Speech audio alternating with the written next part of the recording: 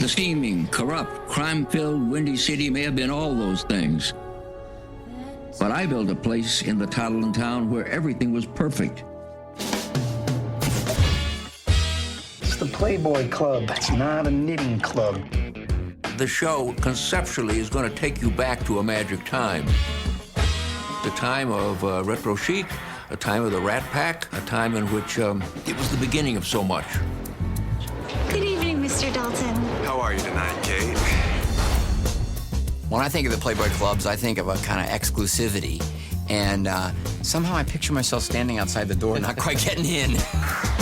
It was sexy and beautiful, and there was mystery and intrigue, and everybody wants to know what was inside the Playboy Club. Take one. Rolling. Background. Action. Nick Dalton is the guy that everybody wants to be, and, you know, the guy that every girl wants to be with. He's very well connected. He's young, he's a successful attorney, he has political aspirations, all these things that make him look on the surface absolutely perfect, but he has a past, you know, he still has to deal with occasionally. What breaks our pact after 3 years, Gus? I want you to look for Bruno. I'm not in that business anymore. This isn't business. This is family. Don't forget, he gave you a home when you had none, and then he let you leave. All right, here we go. Hey, Mark. I don't think we've met. I'm Nick Dalton. To be the ultimate playboy, you do have an issue with women. Oh, it's lovely to meet you, Mr. Dalton. He's with the ultimate playboy bunny, which is Carolyn, his girlfriend. But at the same time, this new girl comes in and she takes his breath away. You're so smart. It'll be interesting to see what happens with that, like, kind of trio. Doorman went on a potty break. Carolyn, please let me explain.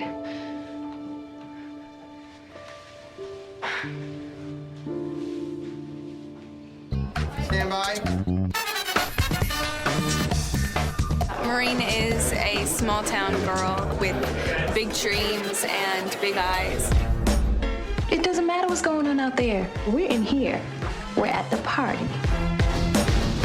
I was interested in this because the things that were happening around the club. It's on the eve of women's lib, the eve of the sexual revolution, on the cusp of the civil rights revolution. It's a great history and time for music, for art, for dance, for fashion. So much of a story to tell. Stand up straighter.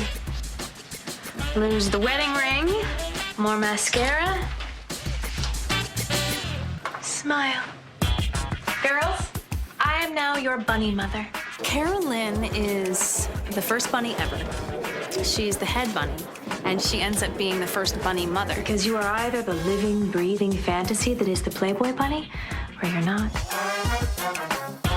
Of course, you think, oh, it's just wearing a cute outfit and walking around. But Pat Lacey, who works for the Playboy Mansion and who was a bunny, she came in and she taught us the bunny perch, the bunny stance, the bunny walk, the bunny dip. And now you try to bunny dip holding a tray full of glasses filled, you know, and arching your back and not spilling on anyone and smiling. I have a newfound respect for those women who are able to do it. You know, being a waitress is hard enough. Try doing it in a bunny costume. Hey, waitress, there's no prices on my menu. Because everything's $1.50. Everything? If it's on the menu, it's $1.50. If it's not on the menu, it's not for sale. And I'm not a waitress either. I'm Bunny Janie. Bunny Janie is a lot of fun. Bunny Janie is the life of the party. Maureen, there you are. I think I'm having the most fun of anyone on this whole show.